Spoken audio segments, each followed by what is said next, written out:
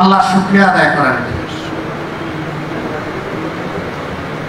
24-এর 5 আগস্টের আগ পর্যন্ত এরকম একটা আয়োজন আমরা কিংবা কোনো বিরোধী দল কল্পনাও করে নাই। এমনকি সমাজের যারা বিশিষ্ট ব্যক্তিবর্গ, যাদেরকে মেম্বার অফ সিভিল সোসাইটি বলা হয়, তারাও সাহস করেন। ফ্যাসিবাদী সরকারের হাতে সত্যিকার অর্থের মুক্তিকামী সমস্ত মানুষ ছিলেন মজলুম, একা জামাত ইসলামী নয়। এদেশের আপামর ওলামায়ে কেরাম, বিভিন্ন রাজনৈতিক দলের সম্মানিত নেতাকর্মীবৃন্দ, সমর্থকবৃন্দ, এমনকি সাধারণ জনগণ। আজকে যে ক্যামেরাগুলো জাতির সামনে এই বক্তব্যকে তুলে ধরার জন্য এখানে অংশগ্রহণ করছেন, তারাও ফ্যাসিবাদের থাবা থেকে মুক্ত ছিলেন। ওই সময় তাদেরকেও জীবন দিতে হয়েছে, কারাগারে যেতে হয়েছে, রিমান্ডের নামে নির্যাতন ভোগ করতে হয়েছে। বিদেশে বসে যারা বাক এবং কলম যুদ্ধ চালিয়েছিলেন দেশের বুকে, তাদের আপনজনকে হেনস্থা হতে হয়েছে, জেলে পোড়া হয়েছে। এক্ষেত্রে নারীদেরকেও ক্ষমা করা হয়। এদের রুচি কত নিম্ন স্তরের ছিল, এখান থেকে এটা উপলব্ধি করা যায়। সেই বন্দিদশা থেকে শ্বাসরুদ্ধকর অবস্থা থেকে যারা নিজেদের পবিত্র জীবনটা বিলিয়ে দিয়ে আমাদেরকে এমন একটি পরিবেশ করে দিল, আমি তাদের সকলের হৃদয়ের ভিতর থেকে গভীর শ্রদ্ধা এবং আন্তরিক কৃতজ্ঞতা জ্ঞাপন করছি। মহান মাবুদের দরবারে দোয়া করি, আল্লাহ তাআলা তাদেরকে শহীদ হিসেবে কবুল করুন। সম্মানিত ভাই ও বন্ধুগণ, দেশ আমাদের সকলের, যে কথাটা আমরা সবসময় বলে আসি, কিন্তু দেশের পাহারাদারি করার দায়িত্ব নির্বিশেষে সকল নাগরিকের। এই কাজ কিছু লোক করে, আবার কিছু লোক নাগরিকের শান্তি কেড়ে নেওয়ার জন্য অপকর্মে লিপ্ত হয়। অপকর্ম যারা করে তারা এটাকে পেশা হিসাবে বিবেচনা করে। এক সময় তারা অধিকারের মতো মনে করে, আর বাকি জনগণকে তারা তাদের প্রজা ভাবে, নিজেরা রাজা হয়ে বসে। কিন্তু গাছের গোড়ায় যখন ঝাঁকুনি দেওয়া হয়, ওই ডালে ডালে রাজারা তখন উড়ে গিয়ে অন্য জায়গায় পড়ে যায়। এটা গাছের তলায় পড়ে না, বহু দূরে গিয়ে পড়ে। কিন্তু ক্ষমতায় যখন থাকে তখন তারা সদর্থে অনেক দাম্ভিকতা প্রদর্শন করে। আল্লাহ তাআলা এই সমস্ত দাম্ভিকদেরকে ছাড় দেন, কিন্তু আল্লাহ তাআলা ছেড়ে দেন না। অতীতের এইরকম স্বৈরাচার ফ্যাসিস্ট যারা ছিল, তাদের নাম বিভিন্ন ধর্মগ্রন্থেও অঙ্কিত হয়ে আছে। একই পরিণতি সবার ভোগ করতে হয়েছে।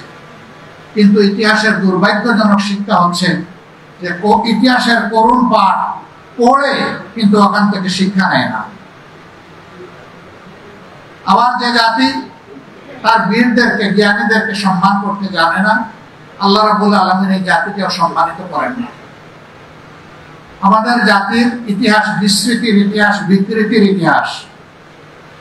এই ইতিহাস অনেক সময় রচনা হয়েছে বহু পরে।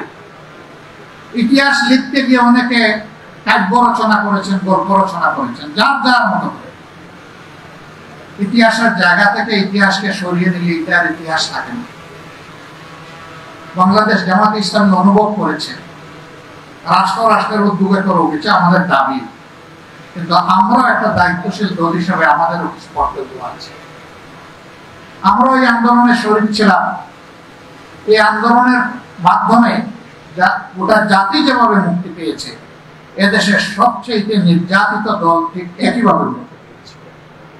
সুতরাং এই দলের কিছু কৃতজ্ঞতা আদায় করার প্রয়োজন আছে। আমরা শহীদ পরিবারগুলোর কাছে গিয়েছি নিজেদেরকে প্রশান্তি দিতে, তাদের প্রতি সম্মান জানাতে। দোয়া করতে যাইনি, দোয়া নিতে গিয়েছি। কারণ তারা বড়ই সৌভাগ্যবান যে তাদের পরিবারের সদস্যকে জাতির জন্য, আল্লাহর জন্য তারা উপহার দিয়েছে। এই পরিবারগুলোকে আমি গভীর কৃতজ্ঞতা জানাই, অভিনন্দন জানাই। আল্লাহর দরবারে দোয়া করি, আল্লাহ তাআলা তার গায়েবী খাজানা থেকে প্রশান্তি দিয়ে তাদের সমস্ত হৃদয়কে পরিপূর্ণ করে দেবে। আল্লাহ তাদেরকে ধৈর্য ধরার তৌফিক দান করুন। আল্লাহর কাছে দোয়া করি আজীবন যেন এই পরিবারগুলোর প্রতি আমরা কৃতজ্ঞ থাকতে পারি এবং সম্মান দেখাতে পারি। আল্লাহ সেই শক্তিটাও যেন আমাদেরকে দান করেন। আমার বন্ধুরা যে সমস্ত দাবি এখানে উত্থাপন করে দিয়েছেন, আমি আর এগুলার পুনরাবৃত্তি করছি না। আমি কিছু বিষয়ে ক্ষমা চাচ্ছি। এ ধরনের একটি বড় কাজ হাতে দিতে গিয়ে প্রথমে ভাবছিলাম এটা আদৌ কি সম্ভব, মানুষ কি আমাদেরকে সেইভাবে সহযোগিতা করবে। কিন্তু আমরা যখনই নেমেছি, মানুষের স্বতঃস্ফূর্ত সহযোগিতা আমাদের শক্তিকে বাড়িয়ে দিয়েছে। আমরা কিন্তু এখনো ইতিহাস রচনা অথবা স্মারক রচনা পরিপূর্ণ করে উঠতে পারিনি, এ প্রক্রিয়া চলমান। কিন্তু আমরা চিন্তা করলাম যে এখন বিভিন্ন দিক থেকে শহীদ পরিবার, আহত, পঙ্গু সহযোদ্ধারা তারা বিভিন্নভাবে এখন হতাশাগ্রস্ত হতে যাচ্ছেন। এই সময় জাতির পক্ষ থেকে একটি দায়িত্বশীল ভূমিকা নিয়ে তাদের সামনে অন্তত কিছু জিনিস নিয়ে আসা দরকার। এই জন্য অসমাপ্ত রেখেই আমরা প্রাথমিক পর্বটা আপনাদের সামনে নিয়ে আসার চেষ্টা করেছি। এই কাজে দিন রাত কেটেছেন আমার যে সমস্ত তরুণ বন্ধুরা, সংগঠন তাদের কাছে ঋণী, কৃতজ্ঞ। আমি আল্লাহর দরবারে দোয়া করি আল্লাহ যেন উত্তম প্রতিদান তাদেরকে দুনিয়া এবং আখিরাতে দান করেন, এবং জাতির জন্য এই ধরনের কল্যাণকর কাজে আল্লাহ যেন তাদেরকে আরো বেশি করে সামর্থ্য দান করেন। তাদের কাজ শেষ হয়নি, এটা একটা যুদ্ধ, তাদের এই যুদ্ধ অব্যাহত থাকবে আমি আশা করবো ইনশাআল্লাহ। এই কাজ করতে গিয়ে মানুষকে ভুলের ঊর্ধ্বে নয়, আমাদের কোন ধরনের ডকুমেন্টেশন, তথ্য সংগ্রহে এবং এখানে লিপিবদ্ধ করতে গিয়ে কিছু ভুল ত্রুটি হবে, এটাই স্বাভাবিক। দুটা নাম আমরা ভুল ক্রমে 2 বার চলে এসেছে, আমরা এই সবগুলোর জন্য ক্ষমা করি। আমরা সচেতন পাঠক মহল এবং শহীদ পরিবারের সম্মানিত সদস্যবৃন্দের কাছে বিনয়ী অনুরোধ জানাবো, যাদের নামটা এখন পর্যন্ত আসেনি তারা আমাদেরকে তথ্য দিয়ে সহযোগিতা করবেন।